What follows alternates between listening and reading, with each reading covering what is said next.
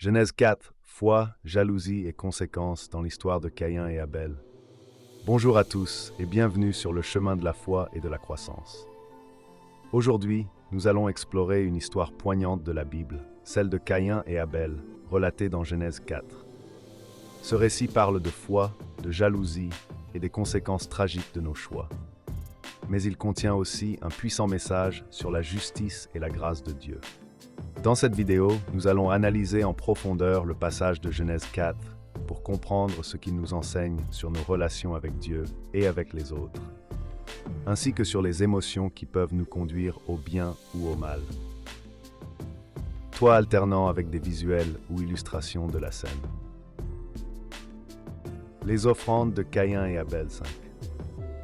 Abel offre des premiers-nés de son troupeau, ce qui montre qu'il donne à Dieu le meilleur. Caïn offre des fruits de la terre, mais son offrande ne reflète pas la même sincérité. Dieu agrée l'offrande d'Abel, mais pas celle de Caïn, ce qui provoque la colère et la jalousie de ce dernier. L'avertissement de Dieu à Caïn, 6-7. Dieu voit la colère de Caïn et l'avertit. Le péché est tapi à ta porte, mais toi, domine sur lui. Cela montre que Dieu donne à Caïn l'opportunité de se repentir et de choisir le bien. Le meurtre d'Abel, verset 8. Au lieu d'écouter Dieu, Caïn invite Abel dans les champs et le tue par jalousie. La confrontation avec Dieu, 9-12. Dieu demande à Caïn où est Abel. Caïn répond, suis-je le gardien de mon frère? Dieu prononce une malédiction sur Caïn. La terre ne lui donnera plus ses fruits et il sera errant et vagabond. La grâce de Dieu envers Caïn, 13-16. Bien que Caïn soit puni, Dieu met un signe sur lui pour le protéger, montrant sa grâce même dans le jugement. Dieu ne regarde pas seulement ce que nous offrons, mais l'attitude avec laquelle nous le faisons. Abel offre le meilleur de son troupeau avec un cœur sincère, tandis que Caïn semble donner par obligation. Cela nous rappelle que nos actes extérieurs doivent refléter une foi authentique. La jalousie et la colère de Caïn envers Abel illustrent deux émotions humaines fondamentales, mais elles deviennent destructrices lorsqu'elles ne sont pas maîtrisées. La jalousie découle souvent d'une comparaison injuste, comme lorsque Caïn compare l'accueil réservé à son offrande avec celui d'Abel. Au lieu de chercher à améliorer son attitude envers Dieu, il laisse la jalousie l'envahir. Dieu avertit Caïn avec amour, « Le péché est tapi à ta porte, mais toi, domine sur lui. » Ce message est un rappel pour nous tous que nous avons la capacité, avec l'aide de Dieu, de maîtriser nos émotions avant qu'elles ne nous dominent. Si nous laissons la colère et la jalousie grandir sans les affronter, elles peuvent nous pousser à commettre des actes que nous regretterons profondément. Cette histoire nous enseigne donc l'importance d'une vigilance intérieure. Il ne s'agit pas de nier nos émotions, mais de les reconnaître et de les confier à Dieu pour qu'il nous aide à y répondre de manière juste et constructive. La jalousie de Caïn envers Abel est une émotion naturelle, mais il la laisse le dominer. Dieu l'avertit que le péché est proche et qu'il doit le maîtriser.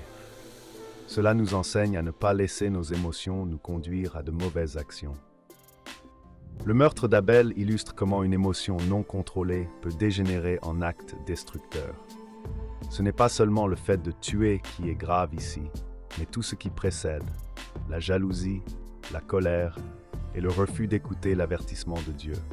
Cela nous montre que le péché commence souvent dans notre cœur avant de se manifester extérieurement. Les conséquences du péché dans cette histoire sont profondes. Séparation avec Dieu. Après son acte, Caïn est incapable de répondre honnêtement à Dieu. Cette rupture reflète ce qui se passe chaque fois que nous péchons, un éloignement de la présence divine. Impact sur les relations humaines. Le péché de Caïn détruit sa relation avec son frère, mais aussi avec sa propre famille et communauté.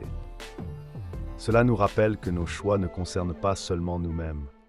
Malédiction sur la création. En maudissant la terre pour Caïn, Dieu montre que le péché a des répercussions sur l'environnement autour de nous. Notre désobéissance affecte plus que nous ne l'imaginons. Enfin, le péché n'est pas seulement un acte isolé, mais une chaîne de conséquences spirituelles, émotionnelles et physiques qui touchent notre vie et celle des autres. Cela souligne l'importance de se tourner vers Dieu pour briser ce cycle et recevoir son pardon. Le meurtre d'Abel illustre comment une émotion non contrôlée peut dégénérer en acte destructeur. Cela nous montre aussi que nos actions ont des conséquences non seulement pour nous, mais pour ceux qui nous entourent.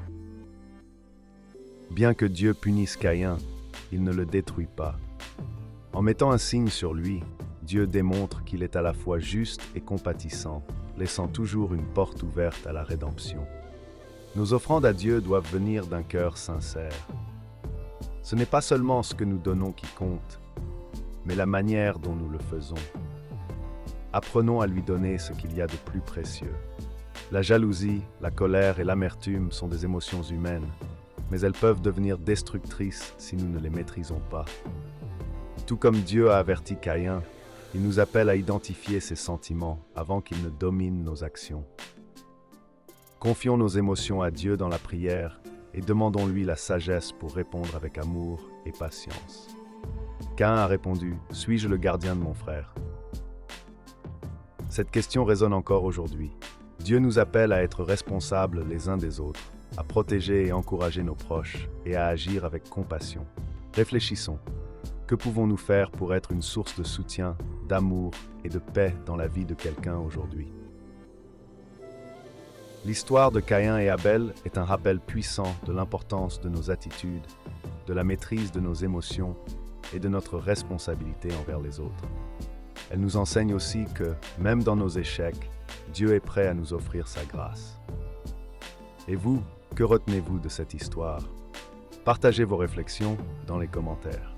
Si cette vidéo vous a inspiré, pensez à liker, à vous abonner et à activer la cloche pour recevoir nos prochaines vidéos.